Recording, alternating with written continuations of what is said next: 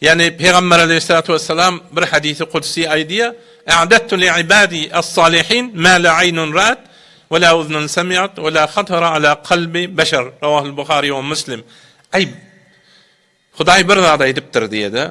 Bendeleme men doğru bendeleme. Salihin diýeniş amil salihatdır şey. Ayada iman bilen amel salih edellere bir zatlar taýýar edip goýdum.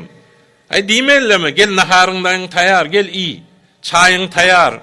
Ya plany heýwara oglugy gowy ide hemme zady tap taýýar. Hudaý Taala şeýle diýär sana geplendi. Bizde men taýýar edip goýdum gaýgatma gelme.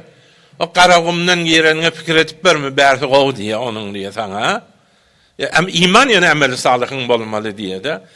Ol göz görmedik, kulak eşitmedik, adamın akıl edenine de fikrine gelmedik zatları taýýar etdim.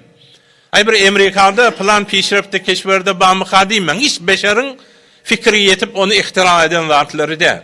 Ya bir keşferde hey ora bir gowy yer bardıysa beýiş çyjyr, ya ojra adamın gözünün gören yeri ya bir kulagynyň eşitip bir yerde gurrun edilen zatda ol gidenle mahtum olu vasfı gelmez dillere, dile gelse beyan etsem iyilleri diýeniş da. Näjili diline gelmeli bilmedik, görmedik zady o ya. Häzir görülmendir.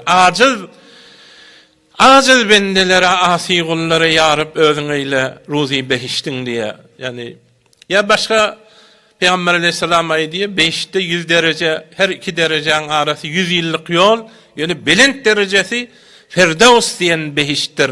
4 ýapam şondan akar, tecrimin takdiyelenär diýer ha.